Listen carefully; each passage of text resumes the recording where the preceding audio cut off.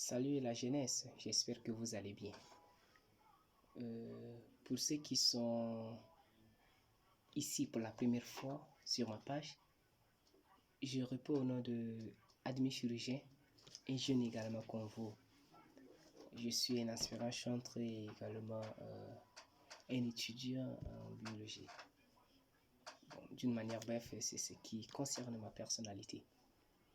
En dehors de cela, je suis venu donner quelques conseils pour aujourd'hui. J'ai bel et bien dit pour aujourd'hui. Alors, si tu es sur ma page pour la première fois, il faut que tu likes. Également, il faut partager dans les groupes pour m'aider, pour me soutenir, afin que je puisse également avoir une force pour que prochainement nous puissions encore partager beaucoup de choses, exceptionnellement les conseils en tant que jeune. Alors aujourd'hui, je suis venu vers la jeunesse chrétienne. La jeunesse chrétienne. Qu'est-ce que la jeunesse chrétienne doit faire? Voilà, en tant qu'un jeune chrétien, qu'est-ce que je dois faire? En tant qu'un jeune chrétien, ce que je dois faire, il faut que je puisse prier régulièrement. Prions régulièrement, voilà, c'est ça le mot parce que je suis également jeune, je vous ai dit. Prions régulièrement, car la prière est un moyen puissant de communiquer avec Dieu et de renforcer notre relation avec lui. Prenons le temps chaque jour de parler à Dieu, de lui confier nos préoccupations et de lui demander sa guidance. Également, lisons la Bible. La parole de Dieu est une source d'inspiration et de sagesse. Prenons l'habitude de lire la Bible quotidiennement pour nourrir notre esprit et notre âme. Beaucoup de jeunes chrétiens, je peux dire, si vous me permettez le terme, ne lisent pas la Bible. Ne lisent pas la Bible. Pourquoi? Parce que lire la Bible, c'est prendre un temps vraiment inutile, stérile pour eux. Or, en tant que chrétien, la parole de Dieu est un moyen puissant de communiquer avec notre Dieu. Impliquons-nous dans notre communauté chrétienne. Participons aux activités de notre Église. Rejoignons les groupes de jeunes ou de programmes de service. Retrouvez-vous de personnes qui partagent votre foi et qui peuvent vous soutenir dans votre cheminement spirituel.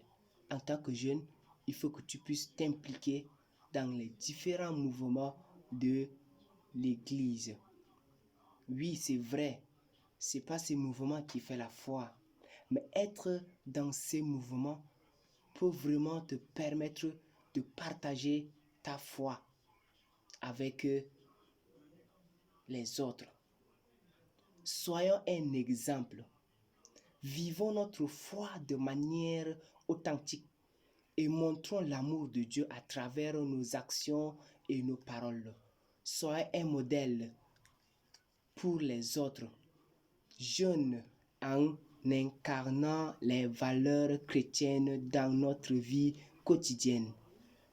La parole de Dieu dit dans 1 Timothée le chapitre 4, le verset 12 à 16, que personne ne méprise ta jeunesse, mais sois un modèle en acte, en parole, en conduite, en fidélité, en amour, en sagesse. Bien-aimé, c'est vraiment important que tu puisses être un exemple en tant qu'un jeune chrétien, une jeune chrétienne pour les autres. Restons ancrés dans la foi, face aux défis ou aux tentations de la vie. Gardons toujours notre confiance en Dieu et restons fidèles à ses enseignements. Que ce livre de la loi ne s'éloigne point de ta bouche, médite-le jour et nuit.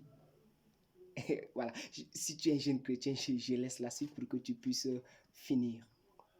N'ayez pas peur de partager votre foi et d'affirmer vos convictions chrétiennes. Même lorsque cela peut être difficile, même si c'est difficile, n'ayez pas peur de partager. N'ayez pas peur de partager. Je nous demande également d'apprendre à écouter la voix de Dieu. La voix de Dieu est une école. Si vous vous y prenez très tôt, quand vous deviendrez des adultes, vous serez des experts. Et si vous direz que vous n'aurez pas à rougir en face de ces certaines situations, vous aurez quand est-ce que Dieu vous parle et quand est-ce que Dieu ne vous parle pas. C'est comme l'école. Plus jeune, tu apprends des principes qui vont vraiment t'aider quand tu seras adulte. J'aimerais dire quoi? J'aimerais dire simplement, il faut te laisser conduire par la volonté de Dieu. Que les choses passent selon la conduite de l'Éternel. Il faut entendre la voix de Dieu. Si Dieu te dit, il faut faire ceci, il faut le faire. Non, mon fils, ne fais pas ceci, il faut l'écouter. Il ne faut pas t'imposer parce que c'est ça. Laisse ta vie dans la main de Dieu. Laisse ta vie dans la main de Dieu. J'aimerais également te dire, en suivant ces conseils,